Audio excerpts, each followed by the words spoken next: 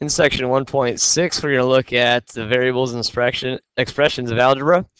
A variable is a symbol that represents an unknown quantity. A lot of times we use letters. Any letter that you want, A, B, C, A through Z. All right? Any letter you want to represent a number, an unknown number. Algebra is a branch of mathematics that involves expressions with variables, so we're solving for an unknown. An algebraic expression is an expression that contains variables, numbers, and at least one operation. And when we say one operation, it's either adding, subtracting, multiplying, dividing, and it contains at least one of those. It can contain more. So our first example is evaluate n plus 3 if n equals 4. Well, we know what the unknown is in this case. They give us to it as n equal to 4. So anywhere we see an n in the equation, we're going to substitute 4 into it. We're going to put 4 exactly where it was. So we're going to say 4 plus 3. And we solve that, evaluate it, and say 4 plus 3 is 7. All right. Evaluate the following if C equals 8 and D equals 5. Well, anywhere I see a C, I'm going to put 8 in, and anywhere I see a D, I'm going to put 5 in. Okay, so C equals 8, so we'll go 8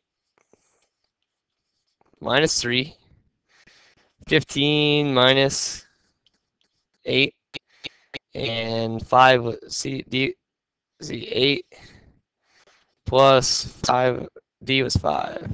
All right, so now we can evaluate all these. We know how to do this. 8 minus 3 is 5, 15 minus 8 is 7, and 8 plus 5 is 13. The reason I put brackets around the numbers I substitute in for is just in case we're substituting in a negative number, and maybe you'll see why later on in the chapter why I put brackets when I substitute in.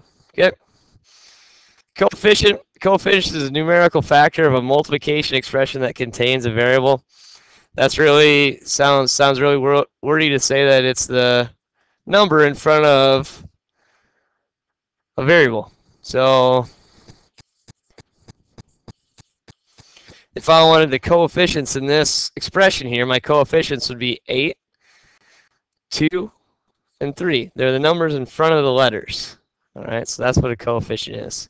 When they say of a multiplication expression, this is saying 8 times W, or 2 times X, or 3 times C. So it's 8 times some number W, 2 times some number X, 3 times some number C.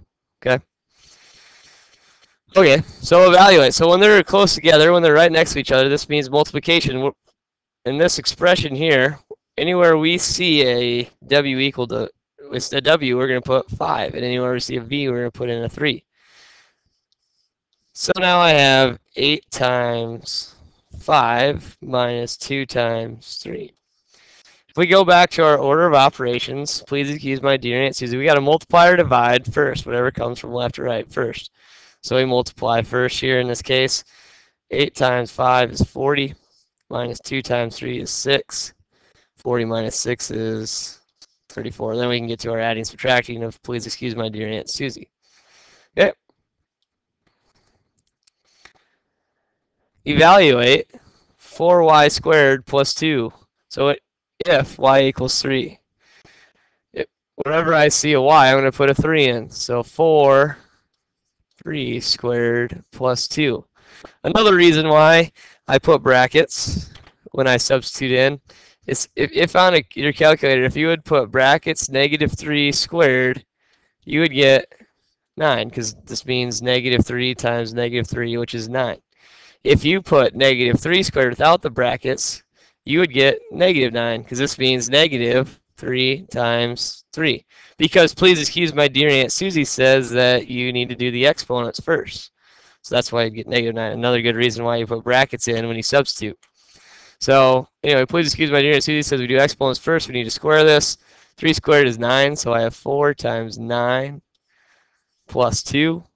Now I do my multiplication division from left to right. So 36 plus 2 equals 38. Last one here. Evaluate if A over B divided by 2. If A equals 4 and B equals 3. So anywhere I see an A, I'm going to put a 4. Anywhere I see a B, I'm going to put a 3. And then I'm going to evaluate. Okay, in this case, this is a radical expression here, or not, this is a rational expression here. So we're going to do everything on top first and everything on bottom, and the very last thing we're going to do is divide. So everything on top says we need to multiply first, which is 12. There's nothing to do on the bottom, so we can leave it. We're going to divide very last. 12 divided by 2 is 6. Hope this helps. We'll see you in class.